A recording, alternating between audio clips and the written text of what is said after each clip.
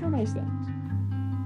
This is pristine. I just turned 18. It's the first birthday in a long time that actually feels different. And I think it feels different because it marks the point where I realize that time actually does pass. I fully felt that fact. With graduation in sight, it's a glaring reminder that high school does end and change does occur, which is kind of a surreal realization in a couple ways. One is that I am still feeling the consequences of my past actions. That's actually a pretty profound thing to realize because, for better or worse, the habits that I have spent my time developing are still here.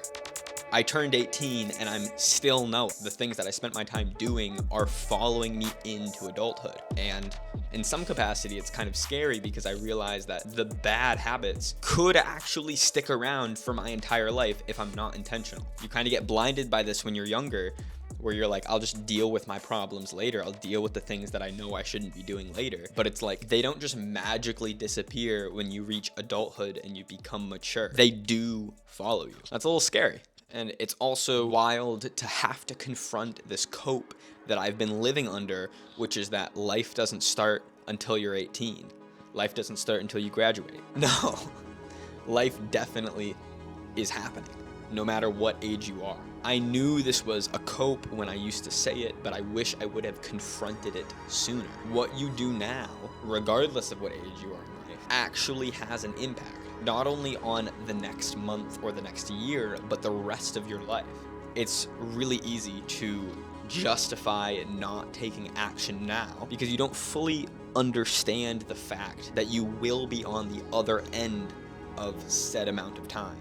You can either be 5 years older with even just a little bit of progress, or you can be 5 years older in the same place, but regardless, the 5 years is going to pass. So when it comes to debating whether to start something or to pursue something, and you're trying to judge whether it's the right time, I think that the time is going to pass anyways is a quote that is pretty significant if you take the time to digest it. And everyone's favorite topic, that logically leads to the realization that you're going to die. If you know me in person, you know that ruminating on death might be something that I'm guilty of to a fault. And although in some capacity they're right, I think a lot of people are sort of misled when they talk about how you shouldn't just keep focusing on death. But I think they're wrong for kind of a different reason than most people think, which is that the avoidance of thinking about your own death paradoxically makes the fear that much more intoxicating. If you don't take the time to process the idea that you're going to die, if you don't take time to rationalize it, you're always going to be afraid. Epictetus talks about that almost all of the friction and fear of humans comes from irrational things. And even if the thing is bad, if it can be rational in the mind, then it's almost like reluctantly accepted. Viktor Frankl has a similar idea in Man's Search for Meaning, which is that man can endure almost any suffering as long as there's a purpose. And so I don't think ruminating on your own death in a nihilistic sense is productive, but contemplation about your life in the scope of the idea that you are going to die is abundantly necessary.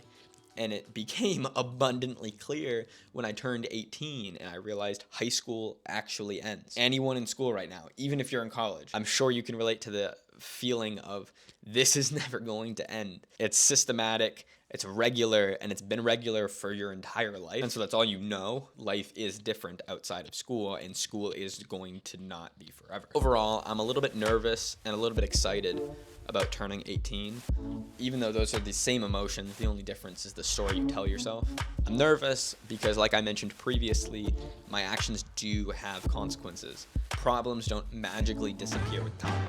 It's going to take intentional discipline and hard work to design my reality, to reshape my mind, to improve my life. But I'm also excited because I have a life. That's such a blessing. As long or short as it may be, I have the opportunity to live a good life, and I have ambition for exceptionalism, for greatness, for reaching my fullest potential, and I know everyone does, but it's a darn good thing that I'm not everyone. I don't say that to be arrogant, I say that almost reluctantly. Like I mentioned, I think about death a lot, and I can't afford to at least not try my hardest. Those are kind of my thoughts going into adulthood. Probably some of the biggest and seemingly obvious realizations that I've had, but that I think are grossly under talked about, is that your actions matter.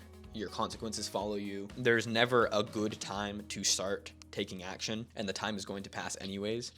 So just do it. And change can and does occur, for better or for worse, even if you don't feel like it will, and you're gonna die. This video wasn't nihilistic because I am religious and I believe that what you do has meaning and that death isn't meaningless. And you may not agree with me, that's fine, but I just want you to know that this talk isn't inspired out of fear, it's inspired out of hope.